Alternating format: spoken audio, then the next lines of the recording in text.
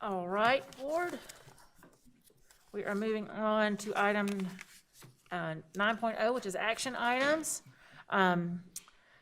Let's get the motion out there, and then we'll get some conversation going about it. Do I hear a motion regarding extending elements of the Families First Coronavirus Response Act, known as FFCRA? Madam Chair, I move that in light of the expiration on December 31, 2020 of the Employee Paid Sick Leave Act of the Families First Coronavirus Act, the district will, at its expense, continue to grant eligible employees the emergency paid sick leave for up to 2 weeks as outlined by the EPSLA and implemented by district protocol at no cost to its employees beginning January 1, 2021, and until such time as the leave entitlement is extended by the federal government or June 30th, 2021, whichever occurs first. This provision only applies to eligible employees who have not exhausted their 2 weeks of emergency paid sick leave provided by the FFCRA prior to December 31, 2020. I'll also move that the district at its expense will grant eligible employees paid leave for up to 2 weeks if they are unable to work in person or remotely due to isolation, quarantine, or illness based on an established exposure to COVID-19 while at work for the district, as determined by district protocol, with this leave to be granted as needed separately for each confirmed work-related exposure.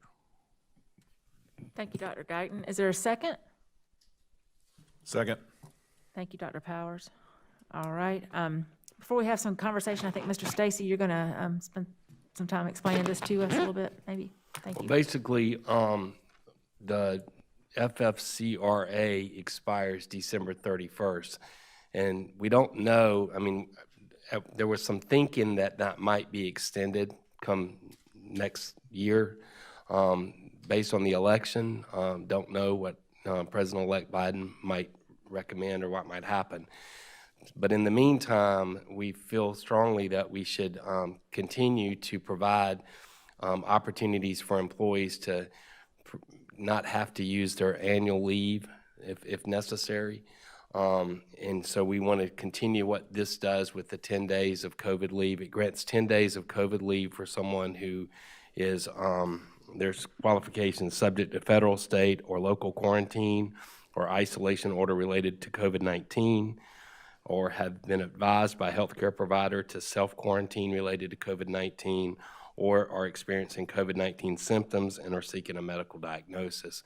And so we think that is one measure that will protect. I think the intent of this in the beginning was to encourage people to self-report so that if they feel like, I think the thought was that if we didn't have something like this, people might try to hide their symptoms. They wouldn't be as willing to come forth, and so that would make it unsafe for everybody. So what we'd like to do is just continue that practice. And the other side with the district district-determined work exposure, we do feel too that, and Ms. Pellington kind of addressed that a little bit, if you're in a classroom and a student becomes positive and you're a close contact and you get sent home for that quarantine period, it's really not something that is, not your cause. And so we feel like we would like to hold our employees harmless in those situations. So if we can determine that, the district determined work exposure, then what we would do is give them up to the same amount of time for that quarantine, and it wouldn't come against their annual leave. Now, what we're not proposing is that employees that are careless and do things that are just simply, we've talked ad nauseum about making sure that you stay 6 feet apart, if you can possibly maintain that social distance. Or we encourage them, to do that even in their own personal lives. We're not proposing that we just continue to grant more and more leave for people that have not taken this seriously. But for those that have taken it seriously, we want to give them that advantage. We also want to help to keep our kids safe and our other staff members safe. So I just feel like it's a really good opportunity for us to do that. I will tell you, just on a side note, we've had 92 district determined work exposures first semester that we're aware of. Now, there may have been some more only because we didn't keep as good a records in the beginning, But now we have in our form, we have a place where we put district-determined work exposure, so it'll be even better data come second semester. But, so we're not talking a lot, but it is something that we would strongly encourage y'all to support. Board, are there any questions for Mr. Stacy? Yes, sir, Mr. Stacy, this is Jada. In the sentence, the last sentence, it says, while at work for the district as determined by district protocol. Can you summarize that protocol that determines? So what happens is if somebody has any type of symptom or if they have a potential household contact or close contact, they contact their supervisor. And there's a symptom screener form that we use, and it just walks them through. It asks them specific questions, and then based on the answers of those questions, it filters. So you answer a question a certain way, it'll make it a close contact, or it'll make it a household contact. And so that form is filled in. We've had, I was just telling Ms. Green during break, I had two come in as we're sitting here. So they come in pretty regularly. And we look through that. When they come into the form, we get on it and we call the employee or email them, but typically we try to call them and talk through what the situation is, and then we let them know what that means as far as exclusion, whether it's COVID leave, whether it would be annual leave, if they need testing. One thing that we have done as far as a protocol for this is we've graciously provided an opportunity for our employees to get tested at Nephron. We have a partnership with them. So if an employee calls tonight and they're experiencing symptoms, I text Nephron. I did it just 30 minutes ago, texted Nephron, gave them the name of the employee and told them they'd be there at 7:30 a.m. in the morning. So they get tested right then. We get the results back that afternoon, early evening. And so Dr. Little and I were sharing some data today, and that really has been a game changer. Because if we had people that we were quarantining for 5 or 6 days because we're waiting on test results, I think we'd be in a lot of trouble. But that really has helped us move this forward. So that's I guess that answer the question. That's the protocol. Yes, it does, thank you.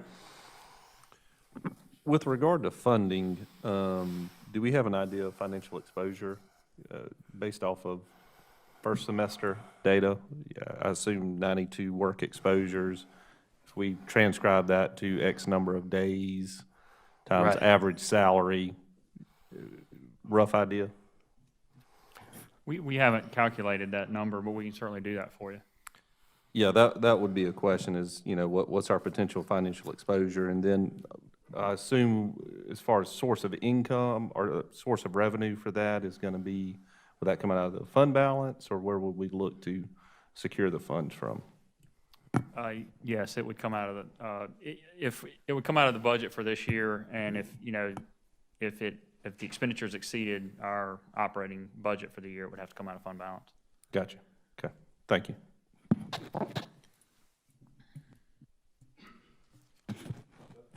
But it sounds like they're not out for full 2 weeks, right? Because they're out for a day or two while we test and figure out, especially, I guess early last semester, we didn't have the testing capacity, but now we do. So generally, employees are out for a day or two, or are they out the full 2 weeks?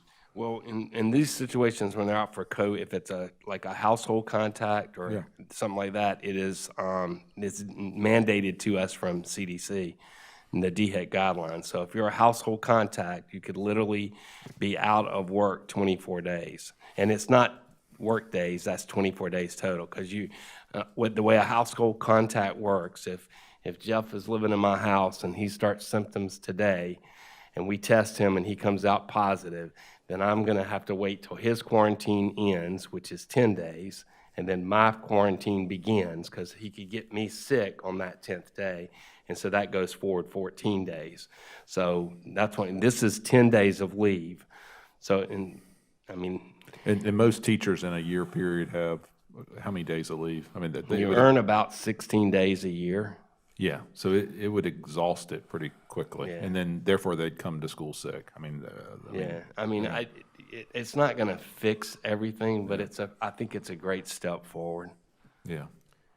And I just want to add, if an employee is asymptomatic and they can telework, we also allow that telework to happen without exhausting any leave as well.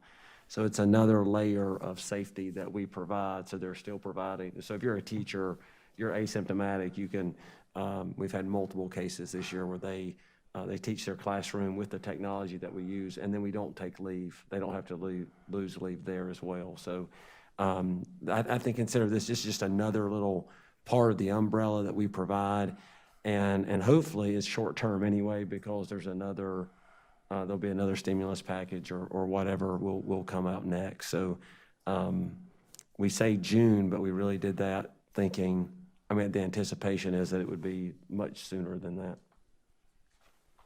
Well, I appreciate, because I actually had several teachers ask me over the last few weeks, what was, being aware that those federal funds expire on the 31st, what was going to happen, because they were worried that they were going to fall off the cliff. And so the fact that we're extending this so that it's the same thing that they've been accustomed to this whole semester, I think that's to your credit. I appreciate that y'all are doing that. It is one of the primary questions that they ask us when we're talking about it. They want to know, what kind of leave is this going to affect my annual leave? You know, so I do think it's something that's upfront that they're concerned about. Board, are there any other questions? No? All right. We've had the motion and it's been seconded. All in favor? Aye. Aye. Anyone opposed? All right, and the motion carries.